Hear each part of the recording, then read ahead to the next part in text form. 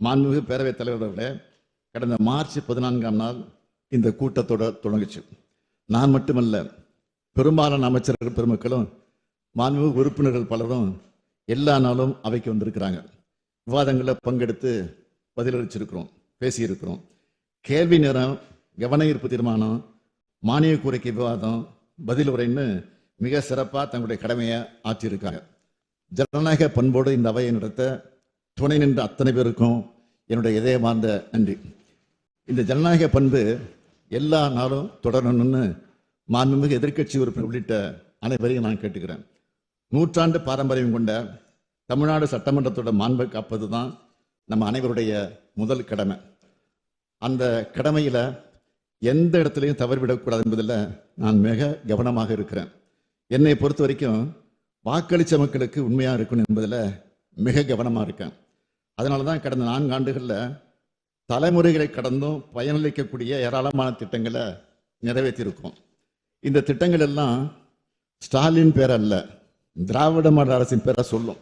கலைஞர் மகளிர் உரிமை திட்டம், மகளிருக்கான விடியல் திட்டம், முதலமைச்சரின் காலை உணவு திட்டம், புதுமை பெண் திட்டம், தமிழ் புதல்வன் திட்டம், நான் முதல்வன் திட்டம், இல்லம் தேடி கல்வி திட்டம், மக்களை தேடி மருத்துவம் திட்டம், இன்னுயிர் காப்போம் நம்மை காக்கும் 48, முதல்வர் மருந்தகம், கலைஞர் கனவு, கலைஞர் கனவு இல்லம், ஊட்டச்சத்தை உறுதி செய், தோழி விடுதி, அண்ணல் அம்பேத்கர் தொழில் முன்னோடிகள் திட்டம் உள்ளிட்ட ஏராளமான திட்டங்களை நம்ம அரசு செயல்படுத்தின தெம்போடு உறுதியாக சொல்கிறேன். கடந்த 10 ஆண்டுகள் அதிமுக ஆட்சியை விட 1000 மடங்கு சிறப்பான சாதனைகளை அனைத்து துறைகளும் செஞ்சிருக்கிறோம். இந்த உறுதியோடவும் மக்கள் மேலே உள்ள நம்பிக்கையோடவும் சொல்கிறேன். அடமானம் வைக்க நினைப்பவர்களாலும் அபகரிக்க நினைப்பவர்களாலும் தமிழ்நாட்டை ஒருபோதும் சூறையாட முடியாது. எங்களை எல்லாம் ஆளாக்கிய பேரறிஞர் அண்ணா அன்றே சொன்னார், தமிழகம் உலகின் ஒரு பகுதியாக இருக்கலாம், ஆனால் அது யாருடைய வேட்டைக்காடாகவும் இருந்திட ஒரு நாளும் ஒப்புக்கொள்ள மாட்டோம்.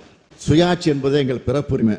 இதனை தடுக்கவோ தகர்க்கவோ எவருக்கும் உரிமை இல்லை. இது எங்கள் போர் முழக்கம் என்று அண்ணா முழங்கினார். அவரது கனவை நிறைவேற்றும் வகையிலும் சட்டமன்றத்தின் இறையாண்மை நிலைநாட்டும் வகையிலும் வரலாற்று சிறப்புமிக்க தீர்ப்பை பெற்றோம். அடுத்தபடியா மாநில சுயாட்சி கனவை நிறைவேற்ற குழு அமைச்சிருக்கிறோம். நான் தொடங்கியுள்ள இந்த பயணம் நீண்டது.